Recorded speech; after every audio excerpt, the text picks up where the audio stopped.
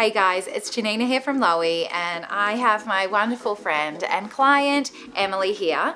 And today we are going to do a retake on our Curls Made Easy Pixie tutorial. So we will hit the basin in a moment, but I just want to show you Em's hair.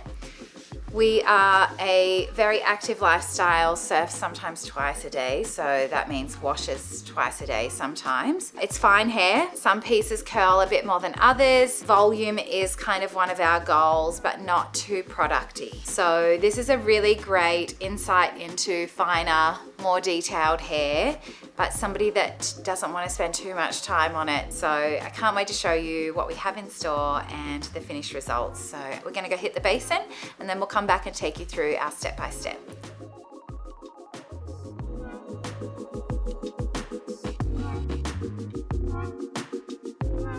On Emily's hair at the basin, we only needed to do one cleanse because she's probably already had a surf this morning, did you? Just a swim today. Okay, just a swim. But the hair was very clean. So we did Nourish and Flourish shampoo and then kept with our lighter hydration because volume is our goal here. So we did Nourish and Flourish conditioner. Now our hero product that Em uses at home is Oomph. So we're gonna use Oomph as our main styler. We're also going to layer a little bit of Schutz Bar and some Hold It just for fun and to show you different ways that you can layer products in shorter hair. Favorite thing about the Pixie tutorial is that there's no sections. So I've put about a 50-cent size of Oomph in my hand and I am literally just gonna go through, rake it through. So I've got really open hands as I'm going through, making sure that I'm still catching all of my perimeters because those hairs need it as well. And then I tend to lay the hair down and reglaze my hands and really make sure I've caught all this inside inner top hair.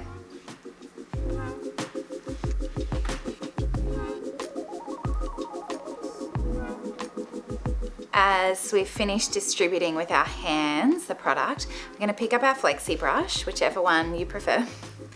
And I'm really just now working on the distribution. I am noticeably working though at a 90-degree angle as I'm brushing. Reason for that is we want volume, but I'm not doing linear or horizontal sections. I'm just picking up sections as I go. This is meant to be more intuitive. It's not meant to be so perfect or detailed. Our goal is just to get a bit of volume at the roots and to make sure we've really distributed that product really well. Then I ditch the hairbrush. I know I've got my product spread and I know I've got my root structure in the right place. Em's hair parts on this side and comes across. And so what I'm gonna do now is just use my fingers. If you struggle using your fingers or you feel like your dexterity isn't great, you can use a chopstick, you can use a tail comb, you can try many different things.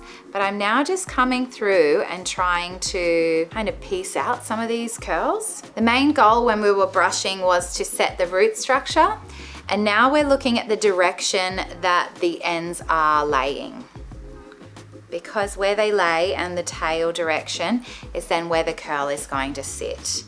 Now in shorter hair than Em's, it's even more important because sometimes you don't have a huge amount of length then to weigh down the curl and make it sit how you want it. So it's so key to really focus on your root direction. For any of you more vintage humans who would remember the traditional wash and sets, the roller sets that your nana might have had done or you as a hairdresser may have done, it was so key how you put the roller in and the angle that you put the roller. So the same determination and focus is to really work on how you lay the hair because that's how the curl will sit. Now I'm really happy with my root structure. I'm happy with how the curls are laying. So now I'm gonna start to turn the curls 3D. We're coming from the ends and scooping up to the scalp and pulsing.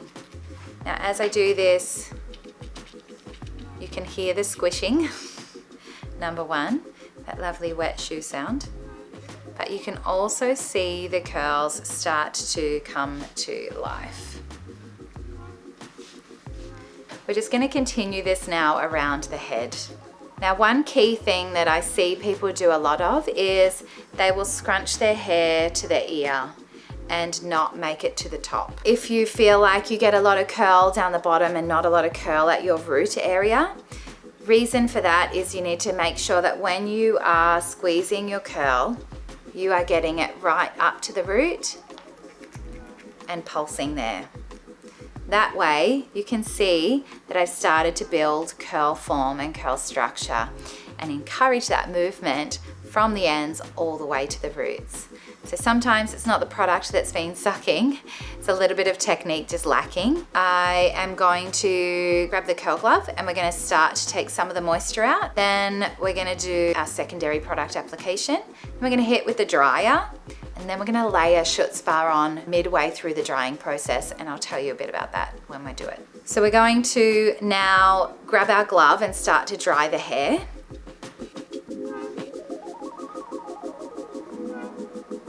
Okay, so now I'm going to give my hold it a little shake so our shimmer is activated. And I am spritzing this over wet hair. This is my favorite time to spray this product. It kind of softens the effects of the hairspray and helps it just become a boost to the gel. So if you put it on dry hair, it's going to be a more intense use, but when you use it on wet hair, it softens it a little bit. Now through M's hairline, this is the time where I could possibly put some of our volume clips in. For me, I'm not going to bother today because I'm diffusing it the whole way, but if Em was probably at home, she would just leave it to air dry, is that right? Yeah. Yeah, so that would be the time is now to slide in your gold clips or put some volume combs in, but we are going to diffuse and they'll kind of get in the way as I'm doing it. So we're not going to put them in before we get started. Now the same way when we were scrunching Em's curls in and I said we need to go from the end all the way to the root, is the same focus when we're diffusing. So you'll notice as I'm diffusing, I'm grabbing from the end, picking up the curl as it goes and bringing it right to the top of the head. This is so that we build that curl structure from roots to ends. So as you see me do that, take a little note and make sure if volume is your goal and curl consistency, that you try it next time you do your hair.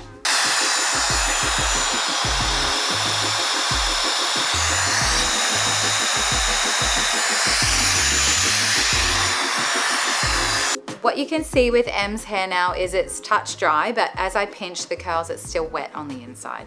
So I'm gonna grab my Schutz Bar. The reason I love Schutz Bar is quicker to dry, because it's not such a heavy gel. I find that it gives a really touchable hold without being too producty.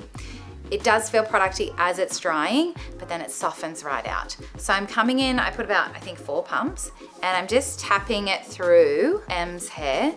I want it to go on the roots. I want it to be through the hair, but I do want it mainly through touching near that scalp area. Schutz Bar is great for pixie hair because often people with shorter hair, they want quicker drying times. They want low fuss, lots of those sorts of things. The other reason it's really good for men's styling, Schutz Bar and Cruise Control is an epic combo for your pixie kind of thicker, drier hair. Em's hair is finer and it's not in bad condition, so the oomph is perfect as our main styler with the layer of Schutz Bar over the top.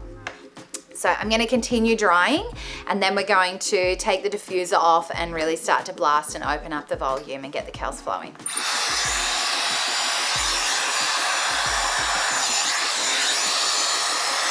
We have got Em's hair now really nice and crunchy and crisp to touch.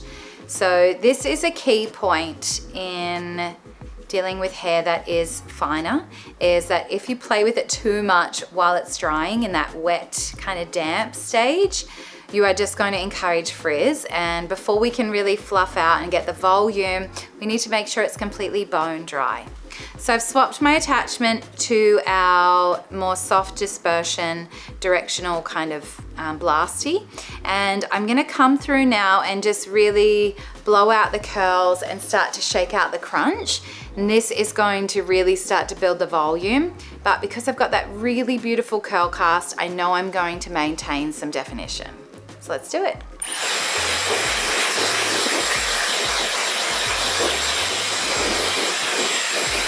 We have finished blasting out the crunch, and I'm just kind of going through and massaging any sections where I feel like we still have a little bit of a curl cast or curl crunch, and just really getting that lovely soft movement. If you come across a curl piece that is not curling as you so desire, do not fear. Don't add more product. Grab your water spray. Water is one of the greatest things in flyaway, shorter hair to help you just soften and kind of set that little curl.